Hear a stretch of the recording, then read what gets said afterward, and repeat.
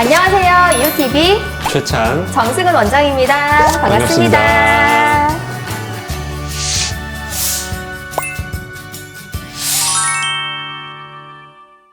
네, 오늘 앞에 화면을 보셔서 알겠지만 이렇게 필러들이 있습니다. 오늘 준비한 편은 필러 이런 분은 맞지 마세요. 탑 5입니다. 너무 자극적이지 않아? 아니요, 다 이래야 조회수가 좋아져요. 진짜? 네.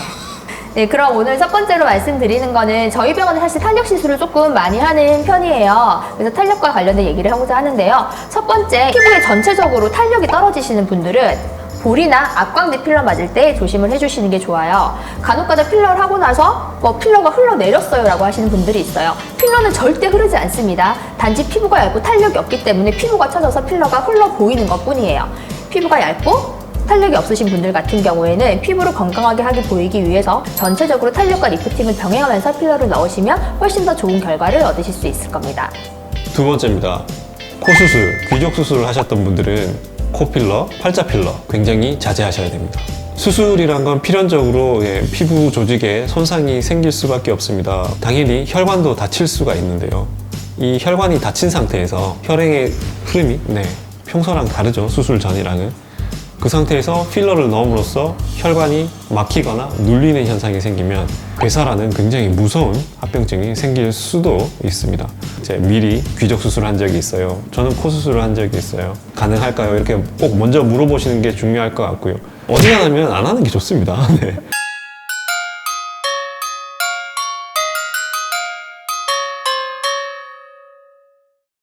그리고 세 번째, 이마랑 미간의 근육의 움직임이 많은 분들은 이마나 미간 필러 맞을 때 조심하셔야 됩니다.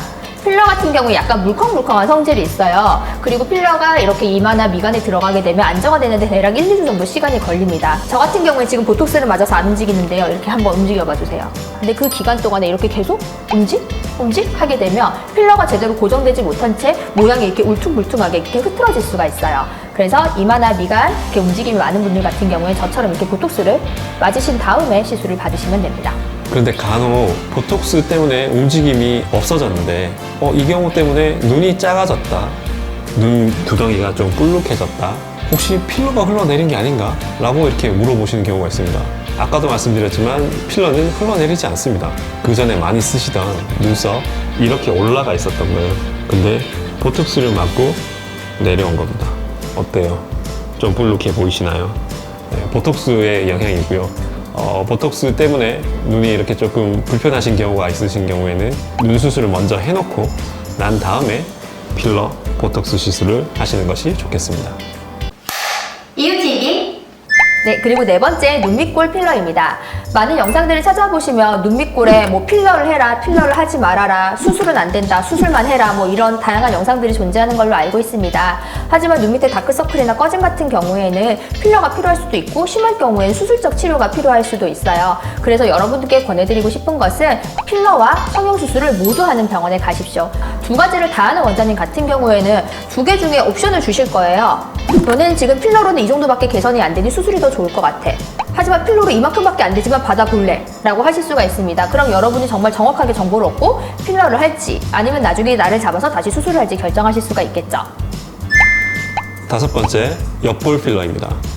광대뼈 옆 관골궁이라는 곳이 있습니다. 그 바로 아래쪽 부위가 약간 꺼져 있는 경우가 꽤나 많죠.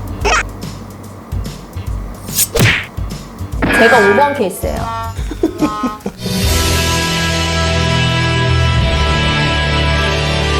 여기 이 광대 바로 아래쪽 옆볼 쪽 여기 이 부위가 살짝 꺼져 있습니다. 이 부위가 꺼져 보이는 이유는 광대 유지인대라는 되게 단단한 인대 조직이 있어요. 저 밑에 뼈에서부터 쭉 우리 피부까지 단단하게 잡아주고 있는 이런 조직들인데 그 주변을 이렇게 올리겠다고 필러를 넣다 보면 이게 잡아주고 있으니까 어느 한계에 달해요. 그러면 주변부만 올라오고 그 부위는 안 올라와서 오히려 더 울퉁불퉁해 보이는 그런 문제가 생길 수가 있습니다. 이 부위에 넣으실 때는 반드시 유념하셔야 될 거, 100% 완벽하게 안 될 수도 있다는 거 알아두시고 시술을 하시면 좋겠습니다.